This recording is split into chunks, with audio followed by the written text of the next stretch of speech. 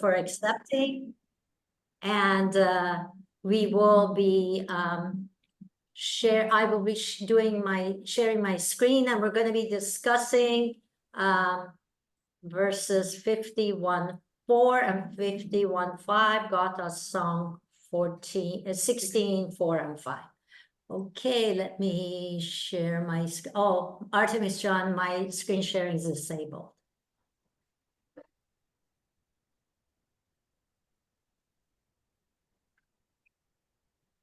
Go ahead, Fariba John, I'm sorry. That's okay, no worries. Share screen, there we go. Okay. So with no further ado, Caleb John, I'm going to ask you to recite it for us. Sure, okay, all right. You guys can hear me okay? Yes. Okay. Kthra roisha fasratush, kthra mristika achstat, kthra yasoch yan arshin, kuspenta aramatish, kthra mana wahishtan, kthra favach shathra mazda. Wispa ta persons yatha, arasha tacha gom widat. Wastrio tiathanaish urshwo, has hochratush namangha. Yada fabio urshratum.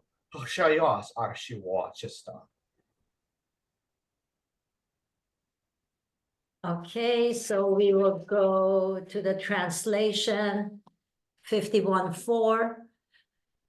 Where does felicity flow? Where does favor take place?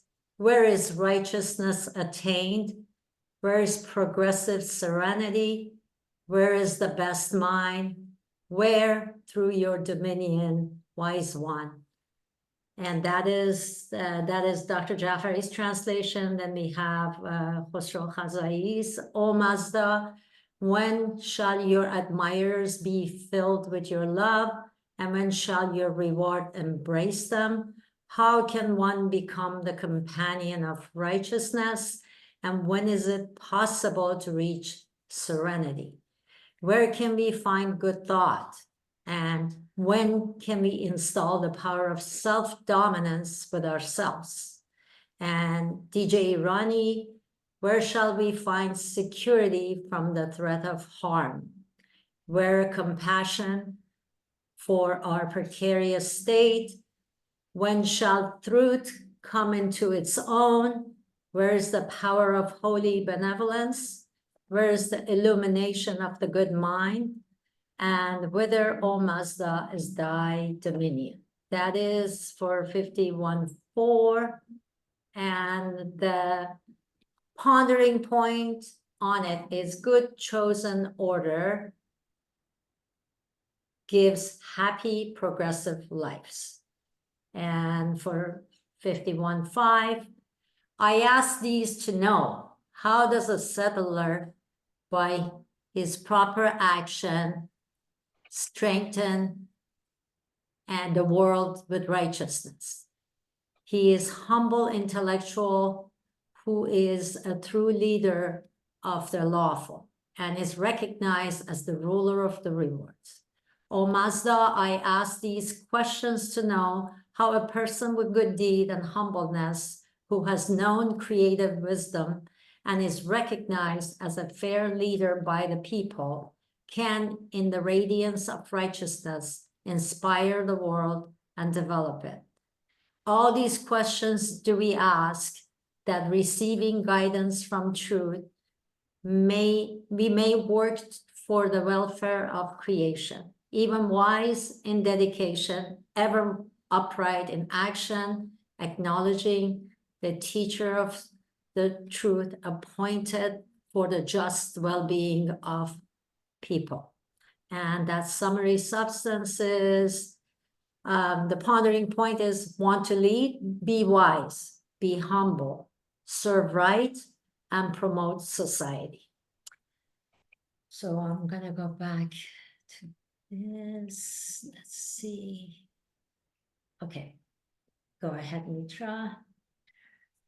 So good morning, everyone. I'm so happy to see you all after about a month and a half.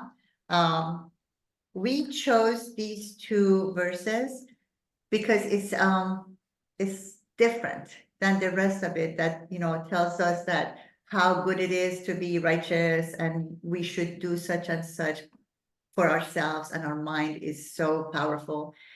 The reason that we chose these two is that in the beginning, if you look at all those questions that Zarathustra is asking, why, where, how, and think about it, that a brilliant person who has no religion to start with, he was just living in a time that people were being corrupt, and the government of that time was just forcing people, slavering people, just like we have it going on right now. And he's asking questions, but these questions are not just for him. If you look at the nature of these questions, he's asking the divine, this universe, the creator, the creation, the cause of all this. He's asking these questions is just like trying to think and get an answer to the bigger question, not for me, but for this universe, for the society, for all people. And when Dr. Schwartz was talking about all of these questions that he's asking, most of the Gathas is questions that Zarathustra is asking within him. In his mind, he's like, why, where, how?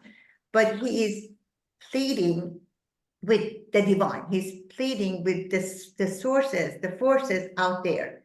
He's just begging for his mind to understand what the heck is happening. And that shows, in my opinion, that shows caring. Caring not for me, caring for this creation. Caring for everything that is happening around me. Caring about the stars and the moon and the jungles and mankind and all the animal kingdom, because he's asking these broad questions. And then he gets the answers to the questions by himself. Nobody's answering him. He's not asking for anybody to teach him anything. The way that he's asking is he's engaging his mind. This is, of course, my opinion. This is how I read these verses. And I thought it was interesting because we say that Gathas applies to everyday life. And this is everyday life. How many times have we just done something wrong or done something that was really profoundly good, and we come back and go, I did this. Why did I do it? I should have done this way. And we just keep questioning ourselves. So we're just being human. We're just being like Zarathustra, not as advanced and visionary, but in our own right, everyday life, in whatever we do, in raising our children, in having interaction with our friends, in going to work and having our coworkers being around us, and we just feed off of them and they ask us questions. It's just the fact that he is teaching us, in my opinion, again, in these verses, that this is how you come about finding answers and solutions. This is how humanity has progressed since 2.8 million years ago, that the first human was founded or was created or was evolved from another form of being. We have evolved and our mind has evolved. And up until like 4,000 years ago, when we have Zarathustra, I don't know about any other philosopher before him, but I'm thinking it took like 2.5 million years from going as an idiot, not knowing anything, human mankind, to somebody who can deduce from his own questions the answers to this universe. That is profound. And that is telling me that as a being, I can do the same thing. I don't expect that from me to be as brilliant as somebody who is visionary, but we can find answers to our questions by just thinking about it and asking around.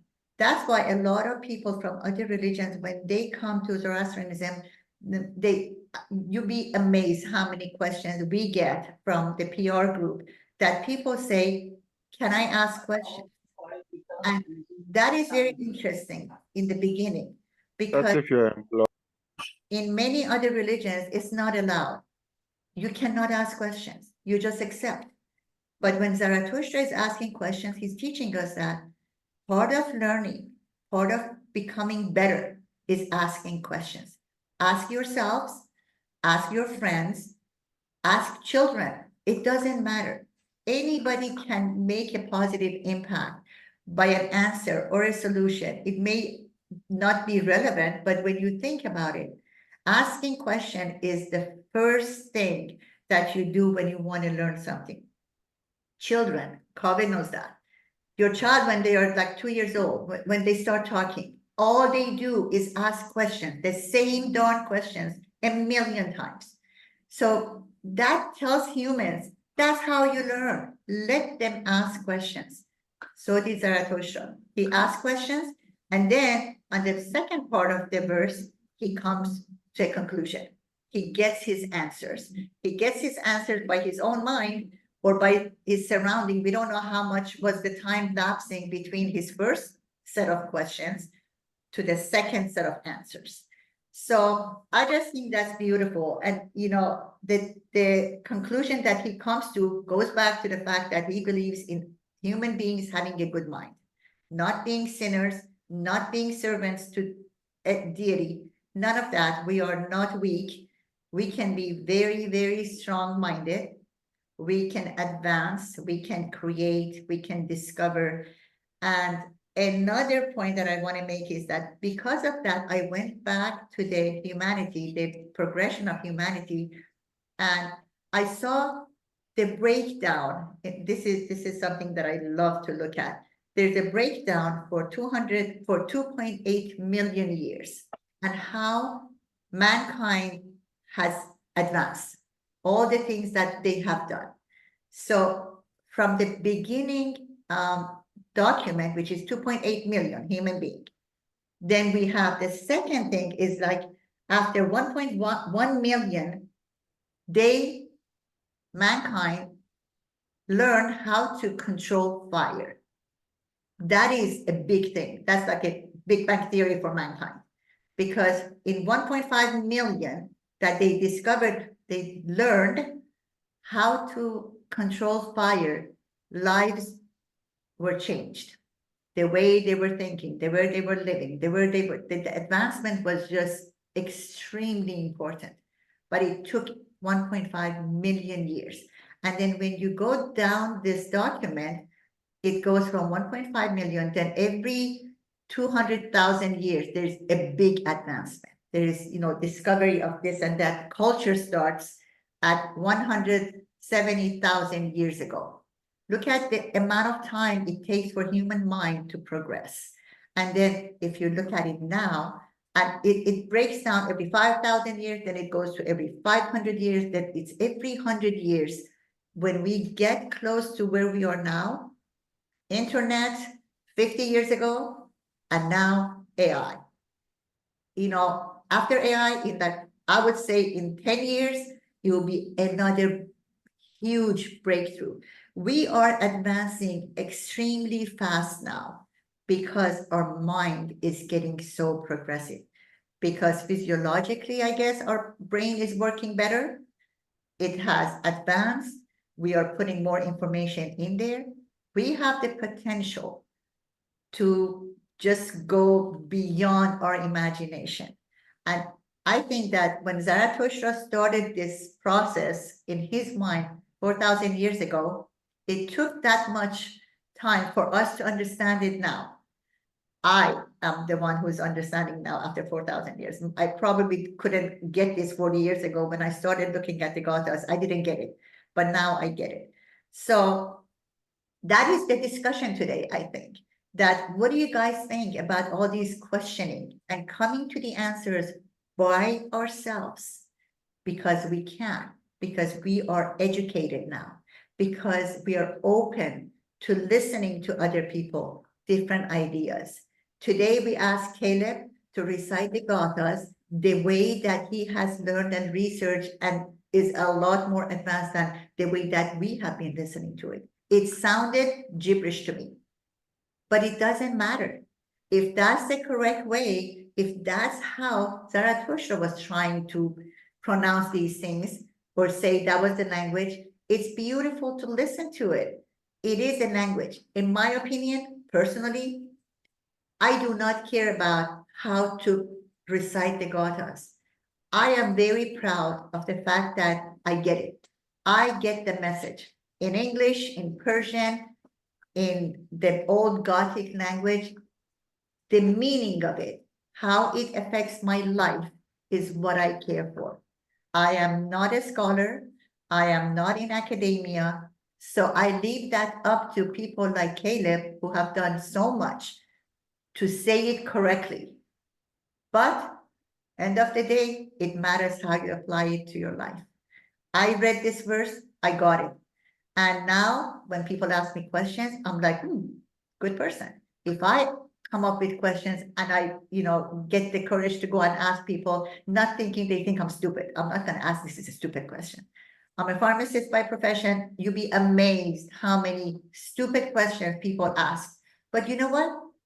They need the answer. They don't know the simplest things.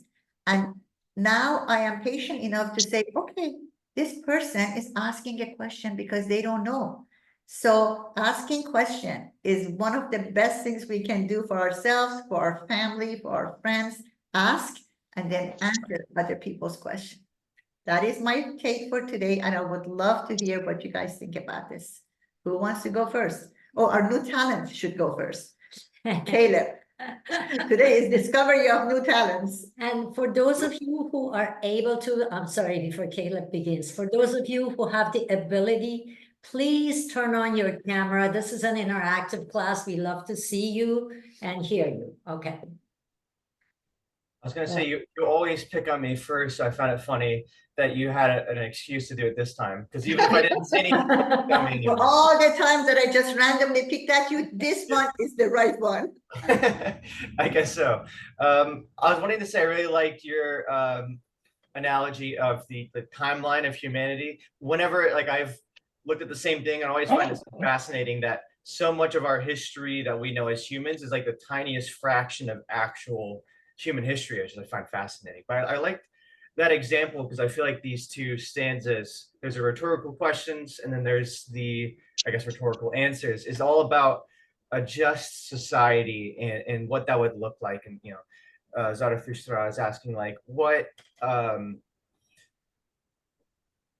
where can these different things be found? It differs on translation, but, where can the good mind be found? I think he's asking the society that he lives in is clearly unjust and evil. They're worshiping these bloodthirsty gods and raiding each other and doing terrible things, and he wants to know where can this be found. And I really like his answer. I didn't see it in the translations too much, but there's a part where he says in the second one where he's where somebody in accord with righteousness cares for the world. There's a very interesting metaphor being used of the cow. They do it in Hindu, the Rig Veda Hinduism too, about the cow being metaphorical for life in itself.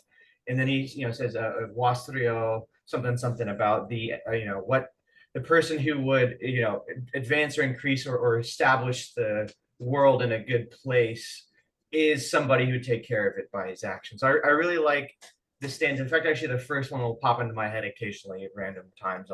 I'll think about it because there's just a lot of I think heartbreak in the first stanza, right? I really think that Zarathustra had a rough life, and he really wants to know where could these good things be found because the people and the places around him are awful. You mentioned Professor Schwartz, and he's been able to show that certain stanzas were composed at earlier times and then put into the broader context of a stanza. So I like to think of the first one of when he's younger, he hasn't figured everything out yet, wandering and dealing with these issues. And then the second one is when he's met good people and he's found people to follow his ideas, and now he's answering his questions from when he was young of why is the world so bad, so to say. So hopefully that wasn't too long-winded, but those are my thoughts.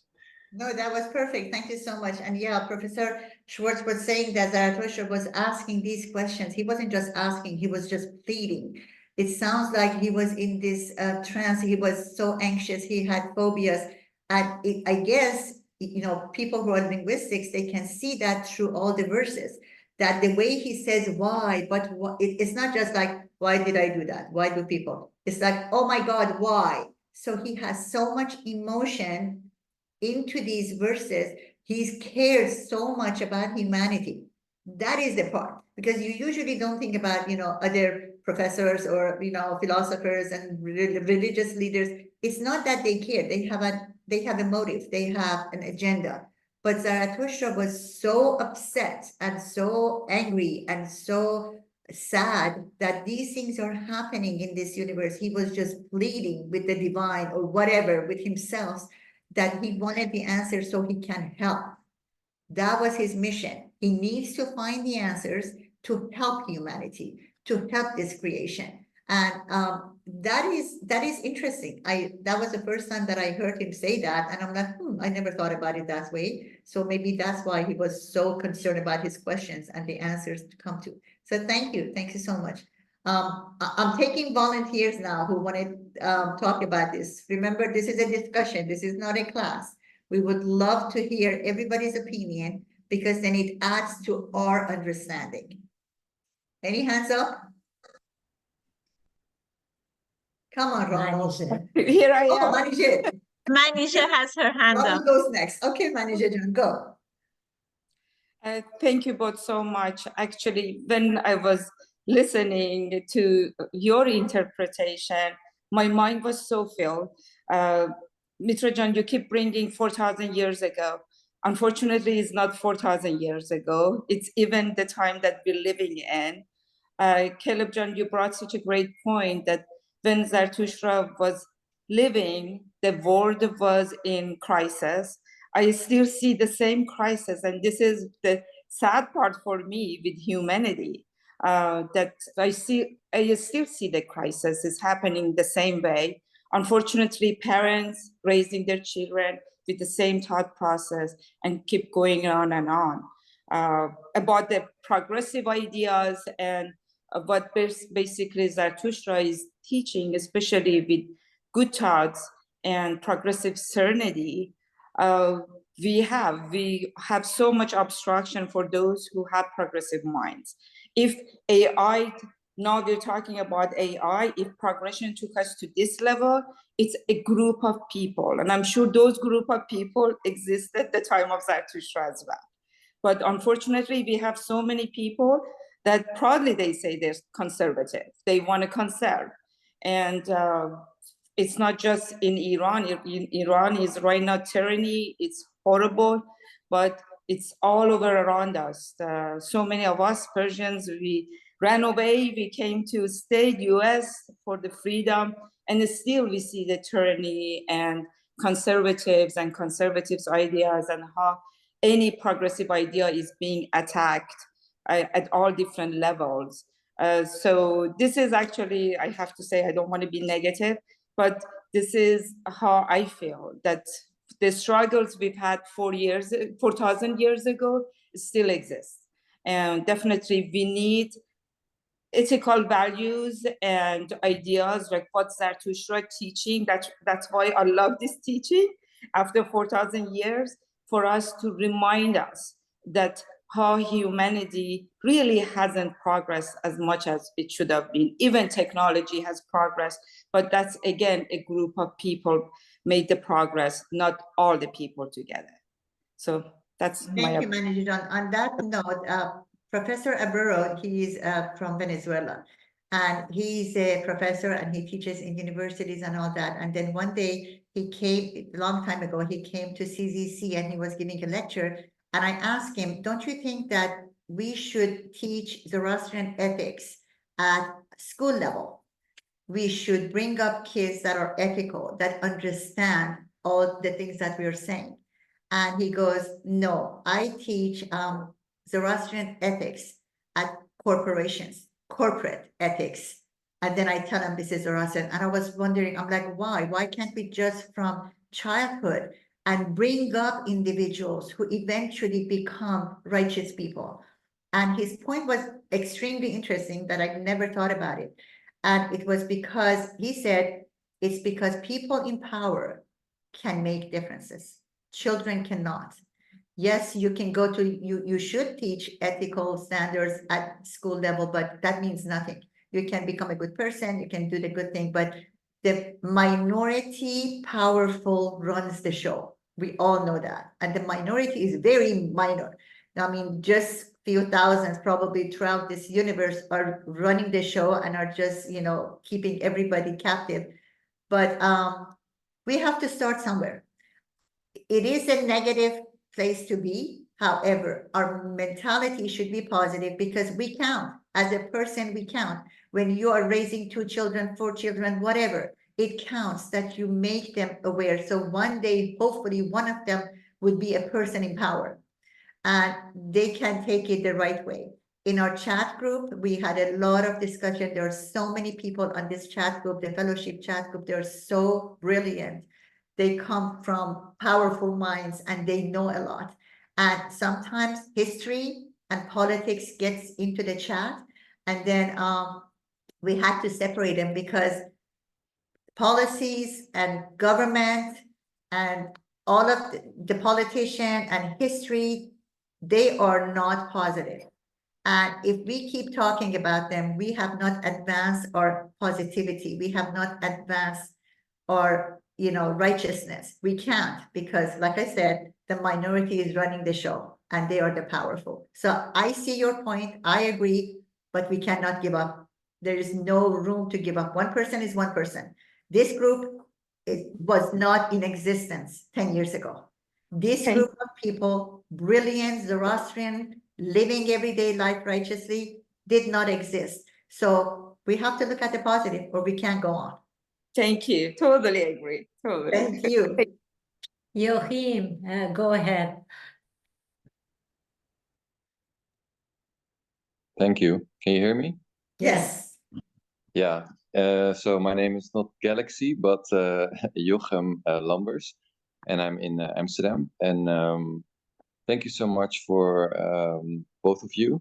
I thought it was really great to hear how it really sounds in the actual words, and also or in a good interpretation of it.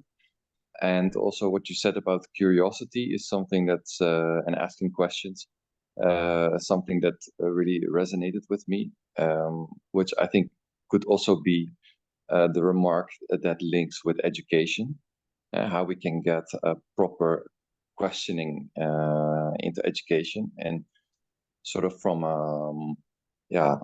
almost Socratian or Logos perspective, which is just, I think, so universal.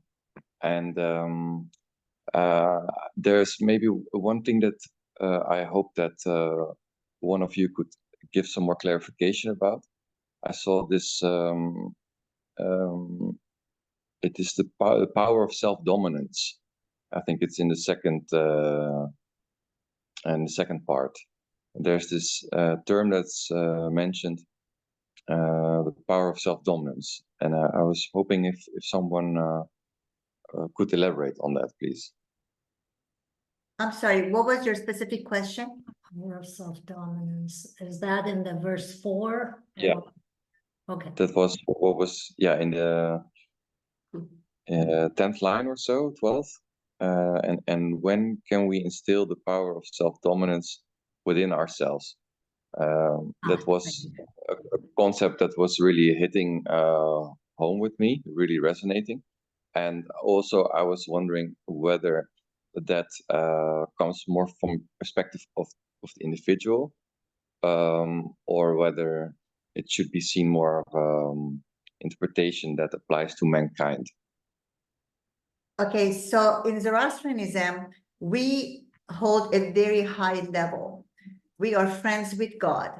So this is a translation. This is somebody who's Dr. Kazai. This is his translation of, understanding of this verse. And once again, that when you read the translations, because we have a good mind, every single one of us, you can have your spin on it based on your background, based on your knowledge, based on your understanding of this universe. You can make it your own. We are allowed, as Zoroastrians, freedom of choice, freedom of understanding. As long as you go the right way and you pick a righteous path, you're good to go. To me, this means that we are able and we should have self-confidence, self-reliance, because we can, because we have that potential. If we have enough knowledge about any subject or whatever comes up in life, we can make wise decisions because we have engaged our mind. Zarathustra in the Gathas always says, listen to my words with your mind. Listening and hearing are totally different. So he is saying that if you're listening to me, you'll understand what to do because you have that potential. Your mind is great enough to put two and two together and make you, and you can make a right decision for you. So this is what he's saying, in my opinion. He's saying to the people that you can do it. All these questions are answered because you have a good mind. And at the end, it says that power goes to the people who pick righteous acts and who can lead righteously. Follow those people. So he's just telling us indirectly that knowledge is power, knowledge brings wisdom, wisdom brings power, power can bring a better life. And that's my interpretation of it. You make your own based on, the bottom line should be goodness, the bottom line should be progression, the bottom line should be acting righteously. Any way you can get there, that's your choice, because we're all different, we're all unique, and we have different potentials, and we can do it. Okay? Thank you. Kaveh John, go ahead. Hi guys. Thank you for reading that verse, and Caleb for reading the Avestan. I like to read the English and then the Avestan to get an understanding of both. But I really like this verse, and I kind of want to add that to my daily prayers, because I was thinking about what you were saying, Mitra. Like my daughter, she's always asking, what's that? What's that? Because her mind is growing. So she's trying to piece the puzzles together of the world around her. And so when you look at it from that perspective, if we stop asking questions, our minds stop growing.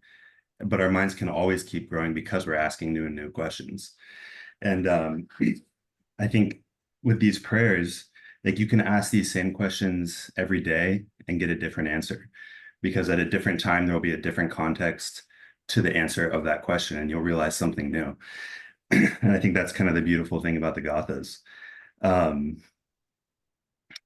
Yeah. I think, Thank you. I know that, you talked about your daughter. There was one time that in class, I was telling the kids, because I heard this from a psychotherapist. I didn't come up with this.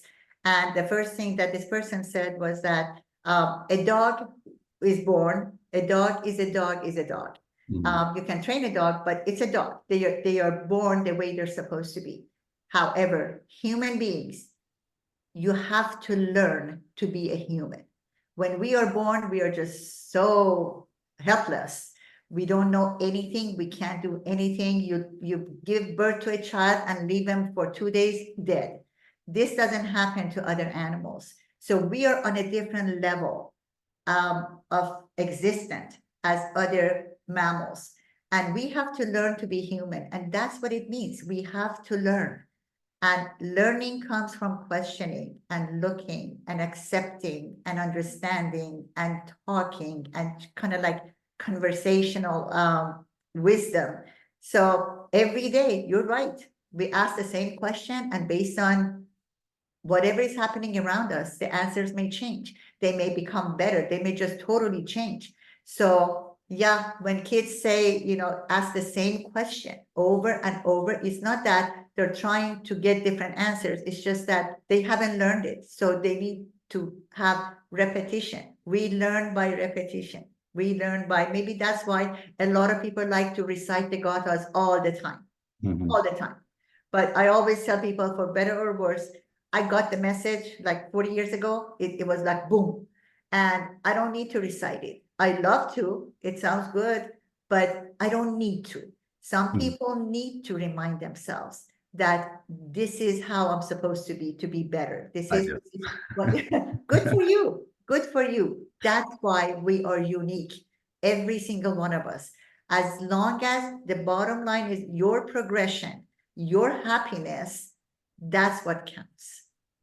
And And I also wanted to say what you were just saying about how as Zoroastrians we see God as a friend. And Zoroaster says that in the Gathas. So he's asking God, and since God is a friend, God will help give us answers. So all you have to do is ask. Yeah. And then, it's metaphorically, but you keep asking, but because we have this fabulous computer sitting up there, it puts 2 and 2 together and it comes up with an answer. Eventually, when you ask and you seek, you come up with that answer. Not necessarily that God will give you an answer. I don't believe in that personally.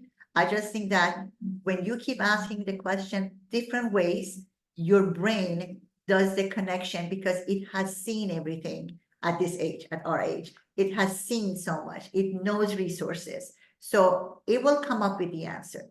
Just, it may take longer, but yes, it does do it for you. Thank you, Kavajan. Lincoln, did you want to share something?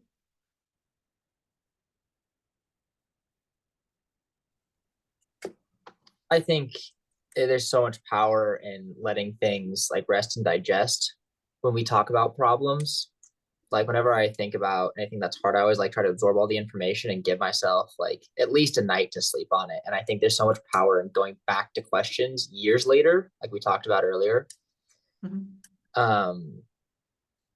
I usually have a different perspective and different knowledge, and even not a better answer, a different way of looking at it, which helps me like progress. And I think I've seen a lot of progress when I've readdressed issues months later, years later, days later, even, and you realize either how much you've grown or maybe you had the right solution the first time. But it's really good to see that progress and growth. And I think that ongoing reflection is what helps us do better going forward. So yeah. Perfect. That was a perfect word, reflection. This is a reflective philosophy. It's not a religion that is prescriptive. It is reflective. So what you said is correct. And then a lot of times trial and error. You do something, doesn't work out. You think a way, and then you have an answer, and then you try that answer, you apply that to your life, and it doesn't work. So next time around, like you said, few months later, few hours later, few years later, same situation, you handle it better because you have learned. Your mind has engaged better. It knows more. It has more experience and all that. Yeah. Frank has his hands up. If you have access to audio, go ahead, Frank. Yeah, thank you so much. I just got it back. I was able to hear everything. The reading was phenomenal. So thank you so much for that. One of the quick connections to all this that I wanted to make is everything that I've read about so far has such an air of flexibility in this thing. And I think that's a really important thing for us all living in this modern era is there's a lot of other things in belief systems that the rigidity of it, I feel like, is so limited for personal growth. And let's just face it, can't necessarily in 2024 with all the hecticness of our lives, everything we have to balance, expect such perfection and still be able to grow. It's almost like you're too focused on being perfect with something before you could bother growing. And let me just tell you, like as a high school teacher and the busyness of my life, this ability to reflect and grow and evolve, but under a philosophy, so to speak, that isn't restrictive, it's been a massive impact on me already. So I just think this is a very good path that people are taking in the modern age, in a time when we really don't have a lot of extra space to dedicate any more than just getting through the day-to-day. So that was kind of just what I wanted to put in. Thank you so much. I heard you say something about flexibility, and that is a very good word to use. You have to be flexible. That is the right thing to do. People who are rigid, people who are set on their ways will not advance. In this day and age, as humans, we have to be flexible and go with the flow because that's part of humanity.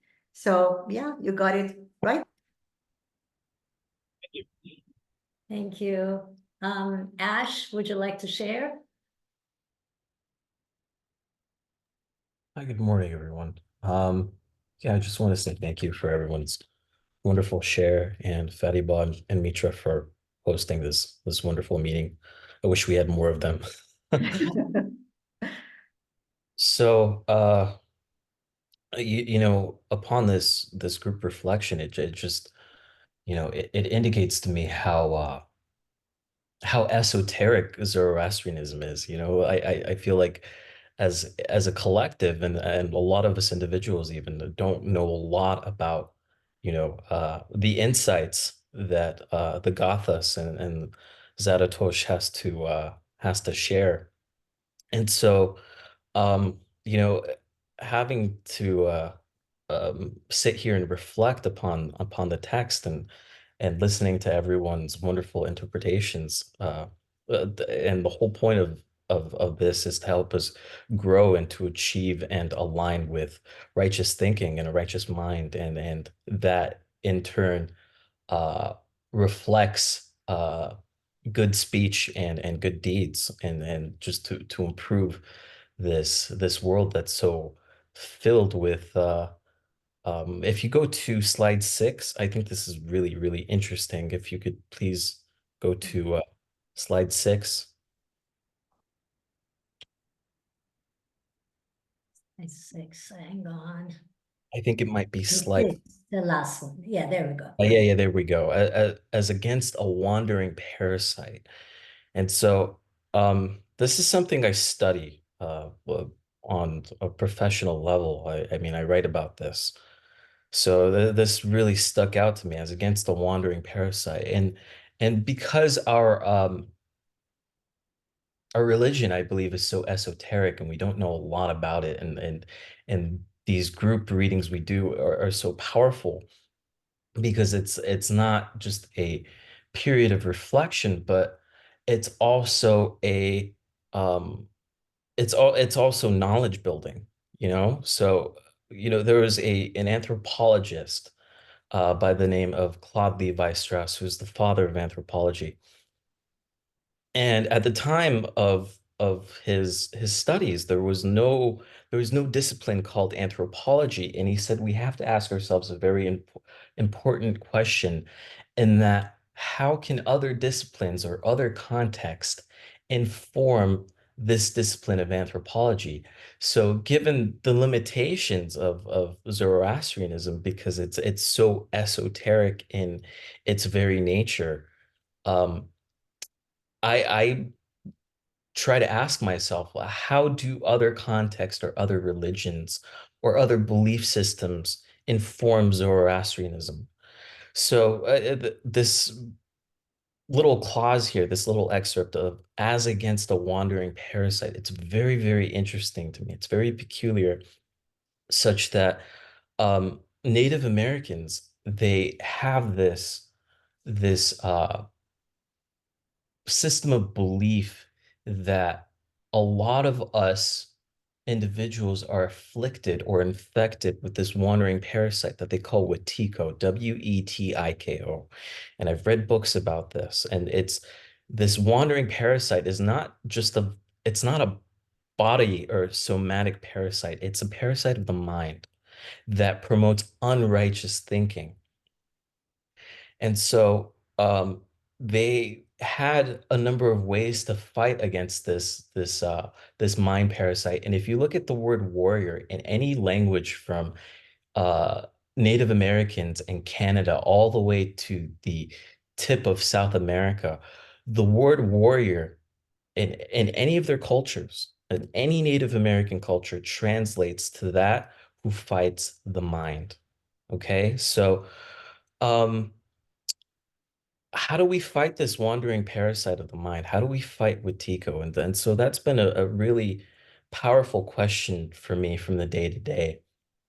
And you know, righteous thinking seems to be the cure to it. But how do we have access to righteous thinking? As Zarathustra states, where does righteousness of the mind lie? And it, you know, in psychology, especially spiritual psychology, there's a domain called the super consciousness, which is above the subconscious.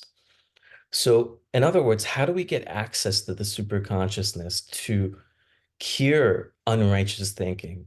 And so this has been a problem for me. And I believe that if we're not Zarathustra, if we're not Jesus, if we're not Buddha, to some degree we have been afflicted by unrighteous thinking. And therefore this parasite of the mind, which is responsible for so much calamity, it's responsible for all these wars, for all this selfishness, for all disease, for all this processed junk that we consume, from food to media, from television to movies, to killing nature and infecting our planet with pollution and chemicals and so forth. So, that's where I'm at today. And so it's kind of wonderful to have what I'm studying as far as this wandering parasite corresponding to Zoroastrianism. So thank you.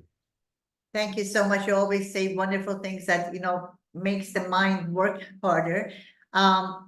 Make it simple. I agree with you 100%. Yeah, we do have, that's why this is a dualistic religion in mind. That's why we have Sepantom Menu and Grand Menu, which are progressive mentality and regressive mentality in our mind. We don't believe in good and evil being out there. We believe that our mind is the source of all of this. And when we were teaching class, teenagers, I always used to say that feel the feelings, choose the behavior. You can have the mind that goes always, back and forth to good and bad and wicked and happiness and all that. That is how human mind works. That's reality. We have hatred, we have jealousy, we have anger, we have all those bad feelings, but then we have happiness and we have righteousness. And my thing is that when Zarathustra is talking about this, it's telling people the reality. They do exist in our mind. So what you need to do is to feel them, but don't act on it. You can be angry and you can want to go kill somebody. How many times we have had people who say stuff or make us angry that we go, oh God, in my mind, I wish you were dead. I wish I could kill you. I'm going to kill you. We have said it, we have felt it, but don't act on it. And the problem is a lot of these powerful people, they act on it. So this religion, this way of thinking tells you that your mind is the boss, but choose what you want to do with all those things that are in your mind. That is the power that we are given to our mind. It's a choice. That's why this religion is, freedom of choice. Make that choice. We need to be telling people, we need to be telling ourselves, we have the power to choose the right versus the wrong, but we have to accept wrong is there. There are so many evil things in our mind. It's okay. That's being human. So the point is working on finding that righteousness and making that into an action instead of the evil in our mind. That is my opinion on this. But thank you for sharing. Wonderful, Ash, as always. Thank you, Ash. Dear Dimitri, thank you for joining us. Would you like to share something?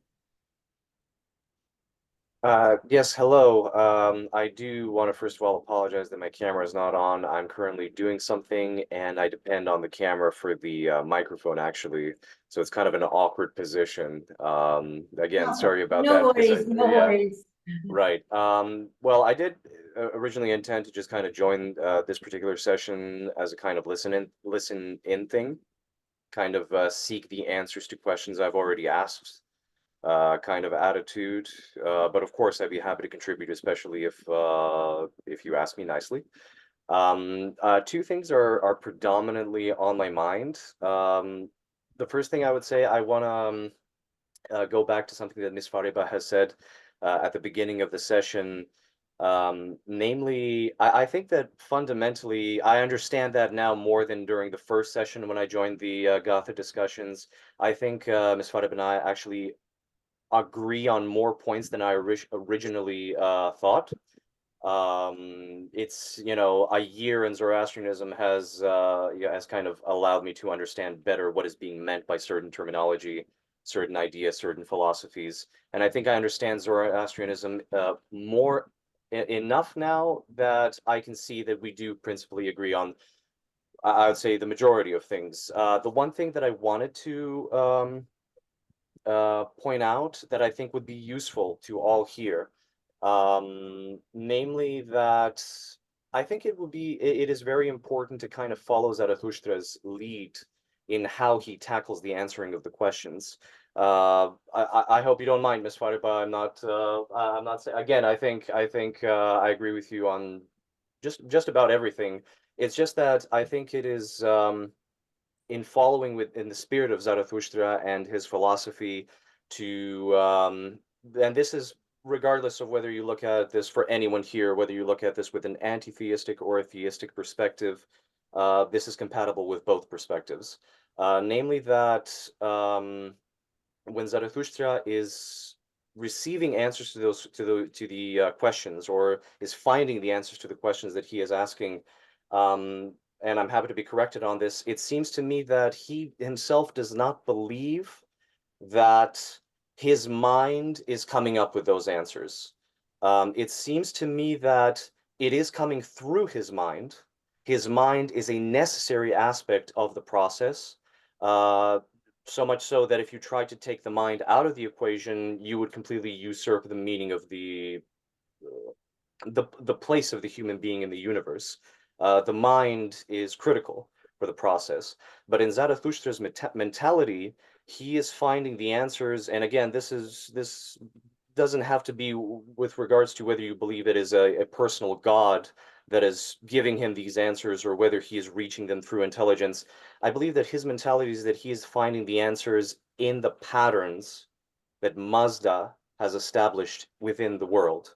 So we can say that we received these answers through our experiences, through our interactions with other human beings, through our interactions with nature, through our interactions with the design and the intellect that is invested in every aspect of creation. And the reason why I think it's an important distinction to make, and I'm happy to receive your feedback on this, is because our rhetoric or our dialectic, the words that we use to describe what we were trying to say, has a way, I think, of it's a hazard that I think we need to guard against.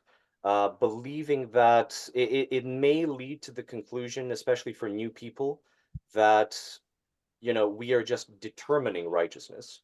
We're kind of just, it's almost as if we say that if our minds are producing the answers, that might mean that the minds are essentially inventing the answers, which I don't assume is what you meant, Ms. Fariba, but I just think it's an important distinction to make, um, especially for new people, so that it's not just, we think something, we are temporarily comfortable with something, or we think that we're comfortable with something, and we like an idea, and we how do I say, for us to not think immediately, we have to be self-critical. We have to be reevaluating. As Ms. Fariba has pointed out, this is a reflective religion. We have to go back, and I'm sorry, the other gentleman, I didn't catch his name, who also pointed out that this was a reflective religion, that what we are trying to do, and in order for us to follow in the footsteps of Zarathustra, is to seek the answers within the world, because the divine Mazda is eminent in the world. We are seeking the answers from the progenitor of creation, from the primordial intellect, and that is what we have to try to seek that intellect out. The second thing, and I am mindful that I'm trying not to take up too much time, um, to allow other people to contribute as well, is I want to really emphasize how much I like the importance, even just as a topic, how often we mention how important it is to ask questions. I try to have my answers, my philosophy, my line of thinking to be as neutral as possible, so that I really do try to not offend anyone. I want my answers, my contribution to be easily accessible to a Christian, to a Muslim, to an atheist, to a Buddhist, really anyone, especially since these conversations are recorded, so that again, the last thing I want is to create this religious tribalism and say us Zoroastrians against you Christians or against you Muslims. I don't want that. I don't think that's in accordance with the truth, in accordance with wisdom. But I do feel I have to like share my experiences as a former Orthodox Christian, and what is different for me now in Zoroastrianism with regards to asking questions. It really does feel like in Zoroastrianism, it's not necessary for the truth, this divine Mazda, to jump through any kind of hoops, to go through, to have to become its only begotten son and incarnate son in the world, and suffer on our behalf in order for the truth to become vulnerable for us. In Christianity, it seems like this truth is kind of like almost like an eldritch entity, that unless it becomes human and unless it suffers on our behalf, that it is not vulnerable for us. That does not make itself vulnerable for us. In Zoroastrianism, I think Ahura Mazda loves us and appreciates us even when we ask questions about him, even if we poke and see if we're going to find a hole, even within, broadly speaking, even within our own theology. And why is that? Two things. Because asking questions is truth-seeking behavior, and all truth-seeking behavior is worship of Ahura Mazda. And the second thing is because it actually expresses, contrarily, it does not blaspheme how I am, it does not qualify for me as an act of blasphemy against God. It is actually an expression of our confidence in Ahura Mazda, in the divine eminent intellect and wisdom that is invested in creation, that we will ask these questions. And the fact that we're still Zoroastrian after so many years just kind of testifies how much we are satisfied by them. So asking questions is holy, and it is in this divine intellect, this divine wisdom that we seek, and that would be my contribution. Again, I do apologize if that was a little too long, but take it from there. Thank you so much for being part of this group. I always say I'm not trying to be funny or anything, but I always say to other people that Zoroastrianism, the Gathas, is simple but profound. So when I talk, I am the simple part. When you talk, it's like whoosh, profound. And I'm not kidding, and I'm not being kind or anything. I'm just telling you the truth because I believe in that. So people like you, I'm so happy that you're part of this group, but you see things so profoundly, and I see things so simply, and there is room for all of us. And everything that you say is correct, is the reality, but coming down to earth and, at my level, I am glad that we can understand each other. And I agree with everything that you said. And, but when you talk about, Zarathustra, this is my opinion again, that Zarathustra didn't get his answers through his own mind, and he was talking to the divine and all that. And it may be, we don't know. The point of this religion is because it is for everyone from every walk of life, from people who are very simple-minded to people like you and some other people in our group. Thank God we have your brilliancy. Thank you again. Yeah, we can look at different aspects of this religion. It is reflected. You are allowed to be the way you are and to go to the levels that you can go. But bottom line, thank God, righteousness, you can find the correct answer to the questions. I think that in my everyday life, I can achieve that by not even, asking anything to divine or going above. I can answer the questions in my mind with my mind and my experiences and my limited knowledge. And that makes you a perfect Zoroastrian, and it makes me a good Zoroastrian too. So I am glad that we have all kinds of people in this group with different levels of intelligence, and we appreciate all of you. Your questioning, my questioning, I have a lot of questions. It may not be, I mean, I will ask you one of these days on the chat, but because I'm not embarrassed to ask questions. Like I said, I have people who come and say, I have it, they announce it, I have a stupid question. But questioning Yeah. is the best thing from birth to until we die. So thank you for being with us. My Uh, pleasure. Thank you. We have kind of run over time, but I do want to get everybody's input. Ronald, would you like to share?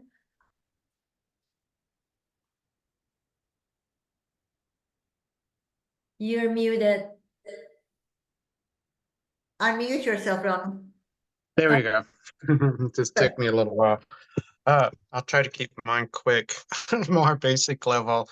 When we first started, and I remember reading these yasnas the first time, I was like, oh my God, I feel like a 5-year-old. Why? Like, why is he asking this rhetorical question? I was kind of almost a little angry. And then I thought about it and just being quiet and listening to everybody's responses. I was like, wow, thank God I have all these people that I can listen to because I was like, oh. Just from, okay, it's probably like Caleb and Fariba John is just mentioning, it's probably 2 times of his life. And I was like, oh, little piece. I was like, you know what? That finally makes sense to me. Just so, I thank all of you for your discussion today, because at first, I was like, why are you so angry? Almost a little angry. And then I was like, well, because I'm questioning. And I was like, well, what's the point of this? Or is it going to be the same old thing? Just be righteous, do good things, good. What does that mean? What does that mean? What does that mean? But actually, that's like Ash did with what Tico, like the mental parasite. I was like, Ron, pull it out, just listen, pay attention. You'll get your insight. And that's where I am. Because I could tell myself at the beginning, from the beginning to now, I'm like, pretty good. I have some understanding. I have my own understanding now, which I was like, pretty cool. So I'll leave it at that. Good for you. It's just finding your way. Everybody finds their way a different way. And then bottom line is do the right thing. And I don't care who says that. How do we do that? When you do the right thing, it's the right thing.